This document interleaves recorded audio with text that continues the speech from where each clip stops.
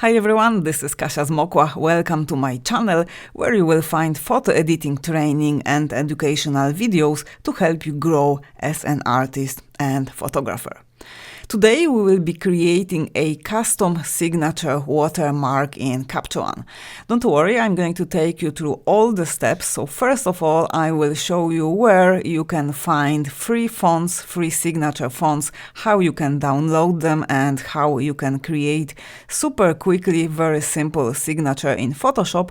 Once we have our signature saved as a PDF, we will jump over to Capture One, and here I will show you how in a few simple steps you can apply your custom signature to a series of images. So here you can see that we have several different images that have the same signature applied. So in fact you can apply your custom signature, your watermark, to a set of images.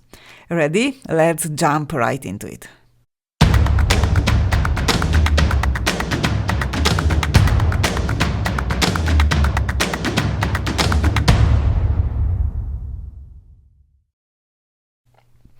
Okay, so in today's video we will be working in Photoshop in order to create our signature watermark, our custom signature. But if you already have an image that you would like to apply as a watermark inside Capture One, you can jump straight to the steps when we start working on Capture One. And for all of you who don't have any signature created yet, I'm going to take you through all the steps. So first of all, let's open up our Google search and let's type in signature font. So let's hit enter and let's go for images result. So as you can see, I got from Google some suggestions of signature fonts. So I want to encourage you to search for something that you like, but just make sure that the font is free for use unless you want to purchase the font. So just go for whatever suits you. So for the sake of this tutorial, I've been working with this font. So I just browsed through the results I got from Google and I decided, okay, I like this one. So I have just right-clicked on this one, opened in the new tab, and this is my result. So here, all I need to do is to just click on the Da Font Free. So basically, Da Font, this is a website where you can download free fonts. And the Da Font website exists as long as I remember. When I was working as a graphic designer, this page was already existing and it was about 20 years ago. So here we can see that the font is free for personal use. So let's respect this and let's just download the font. This is opening up another page and here we have our font zip. So let's hit on download and that way I'm downloading the zip to my hard drive. Okay, so I'm on a Mac. I have downloaded the zip here. Let's just double click on the zip.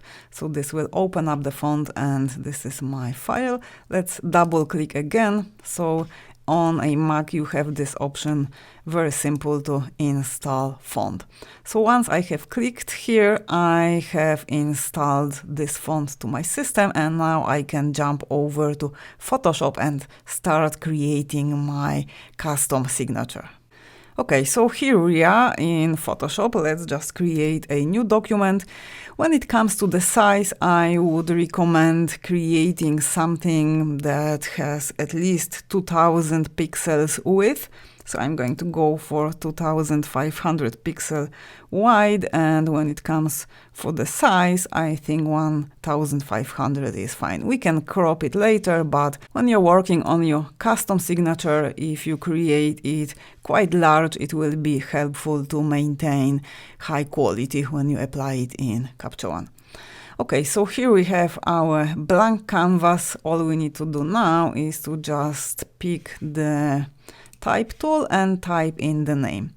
So as you've seen, I have created my signature for Catherine Black.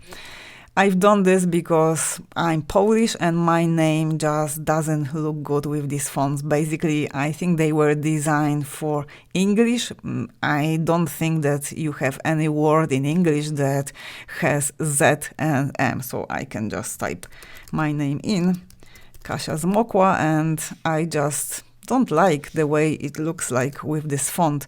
So if you would like to go super pro and have your custom signature designed professionally, I think you would need to go and order it. There are services, there are people who design custom signatures. So as you can see, this doesn't look well. The M is not linking with the Z. So I've decided to just make up some name for the sake of this tutorial. So let's select again, and I'm going to go for Catherine Black. Okay, so let's just get out from my type tool. So this is my custom signature. Very straightforward. It didn't take me even 5 minutes to create it, but remember that you can use it only for personal work. You can't use all those fonts that are marked as free for personal use. You can't use it for commercial work. So basically what you want to do here is to fill in the canvas.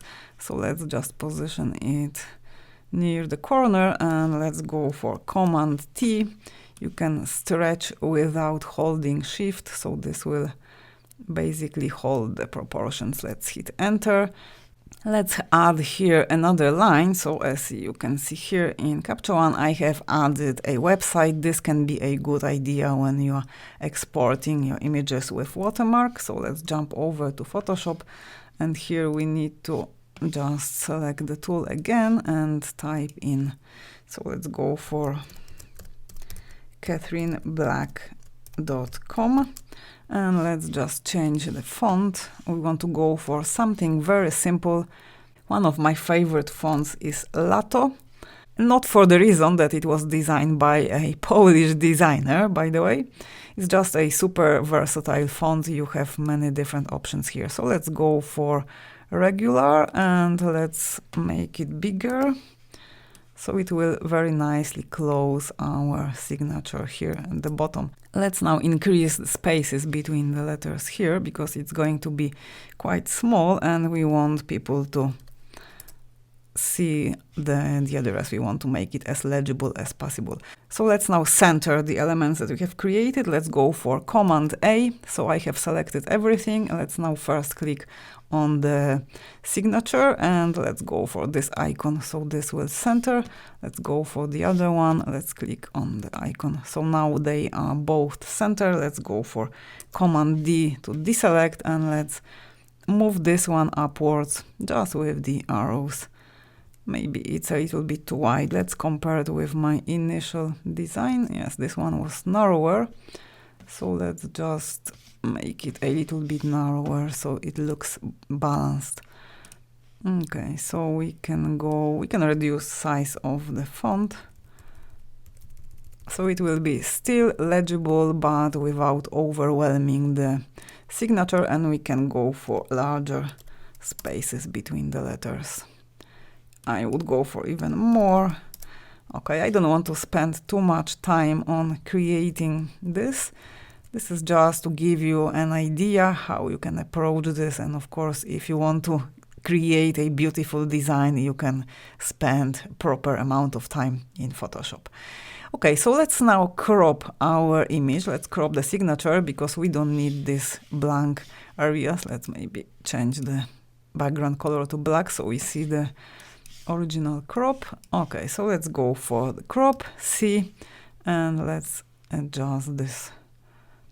We don't want any margins here because this will be confusing, especially we want to have this sign centered. So Capture One will be able to position it precisely on our images. So this is it. This is our custom signature designed. Let's now just get rid of the background layer so we can just switch it off. Okay, and let's save our file. So let's first pick PDF. So Photoshop PDF, and once we have PDF here, let's just call it black signature, and that's it. So let's just hit save, and this is all fine, high quality print, save PDF. So that way, if we just jump over to Capture One and if we open up our Finder, in our font folder we will have the signature that we've just created. Okay, one thing here, I need to make the signature white. It could be black if you were working on bright images, but I like it in white, so let's just create another version in white. So all you need to do is to just change color. So here we have our layer that contains the website address. Let's just click on the color sample. Let's change it to white and let's repeat the same here. Let's go for white. Perfect. So let's save another PDF. So we will have two versions of our signature. So black, and this was the surname, but actually it was black. So let's just go for white signature, and I want it to be a PDF. So white signature PDF, save PDF. Perfect. Now we can jump over to Capture One, and here again, if I go for my Finder, I will have now two files. So the first one I have created is black signature PDF, and the second one is the signature white on white, so that's why it's not visible.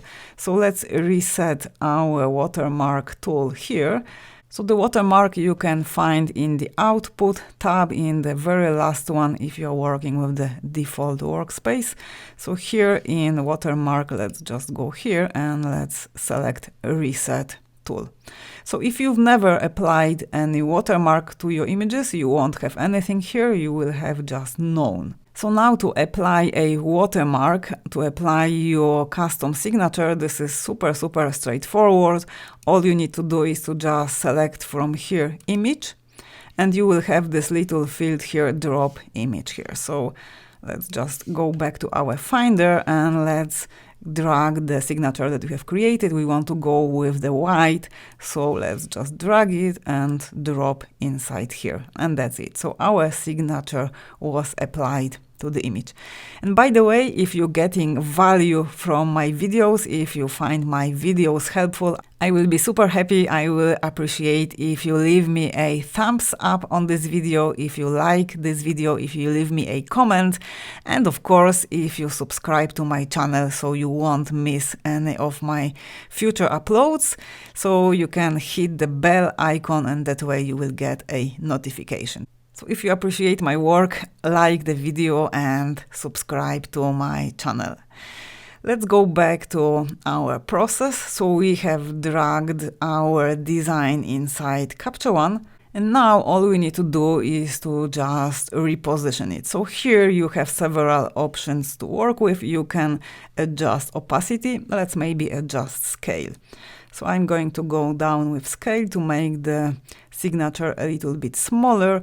Of course, it depends on the final medium that you will be working with. So basically, if you want to sell your images as any photography stocks, you can make it larger and you can make it more transparent. So that way the image will be watermarked, and you can go just with lower opacity, so still the image can be seen, but nobody can copy it, nobody can take a screenshot and just use the image without your permission. So this is one idea, and of course you can still reposition the logo. So if you would be working with the horizontal slider, you will be moving the logo from the left to the right. Let's just go for 0. And with the last slider, you can change the position vertically, so you can either position it towards the bottom or towards the upper edge of the image. So let's reset it. So it's up to you. For my design, I like going for opacity at 100% and just scale the image down just to make it lower and sort of position it that it's not covering the subject. So something like this works quite well. So this sort of signature watermark, this sort of overlay, I would use when it comes to promotional materials, I wouldn't use this sort of watermark just for publishing images on social media. For this, you can go for the simpler version, and I will just show you in 1 second how you can create a text watermark, because you can create either image, or you can create text, or you can have no watermark at all. So just here, I just want to show you that once you have positioned your watermark, once you have positioned your design, it will be applied all over the whole group of images. So now if I will be manipulating here with opacity, this will be applied to all the images because I have created a process recipe. So I'm working with the process recipe watermark top. If I want to create another one, let's say I want to have for different set of images the watermark, the signature at the bottom, I would need to create a separate recipe for this purpose. So for example, for this image, the recipe that I have applied to my blue images doesn't work at all. This image has portrait orientation, and definitely here, this image would benefit from a little signature position at the bottom. So let's create another version of the recipe that includes a watermark that can be positioned in images like that. So let's just get rid of this one. It is quite confusing. So we have our watermark top, and I'm just going to add a new one. So add the recipe, new recipe, and let's just rename it to watermark bottom. Okay, so here let's just jump over to watermark. Right now we don't have any watermark, so let's go for image. And here again we need to get our finder and apply our white signature. So let's just drag and drop the image over the field in Capture One. Let's just reposition, let's make it smaller, let's go for higher opacity, and let's move it towards the bottom of the image. So that's how you can approach this. Okay, if it's too strong, you can always reduce opacity. When it comes to the size, I can't make it smaller. The PDF has 2500 width, and I can't go lower. So if you require smaller signature, if you wanted to have it smaller here, you would have to quickly jump over to Photoshop and save smaller version of your custom signature. So this works for portrait image, and here I have a set of square images where the signature positioned at the bottom works well. So when you are working with a set of images, if you apply your watermark, it will be exactly in the same place. So this will create a very consistent set. Okay, so that's how you are working with your image watermark. So that's when you want to create this sort of signature. But if you just want to have very simple text watermark on your image, this can be done in Capture One as well. So let's jump back to our output and let's create another recipe. So let's go for here and let's go for new recipe and let's just rename it to text watermark. Okay, so this is my new recipe. Let's just switch this off. So this is bottom, this one was top. And now I'm going to be creating very simple text watermark. So this doesn't require at all moving over to Photoshop. All you need to do is to just pick inside the process recipe in watermark text. Here you can type your name, you can type whatever information you want. And just a little tip for you, if you want to have the copyright sign, this can be copied from the internet as well. So if you just go here and type in copyright sign, okay, so from here you can just copy the sign, Command C. So let's now jump back to Capture One and here we can paste our copyright sign. So Command V and we can follow with our name. So I can put my name in, and that's it. Let's just hit enter, and here is our text watermark. So the same as in case of the image watermark, you can now change the size.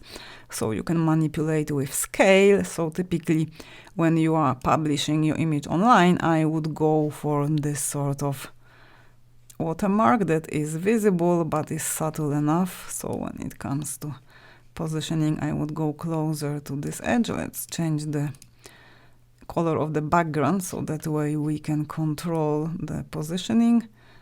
Okay, let's go like this, nearer to this edge, and I feel it's a little bit too large, so we can't go with scale lower, but we can go here for kind and change from pixels to points. So when we are working with points, we can make it a little bit lower.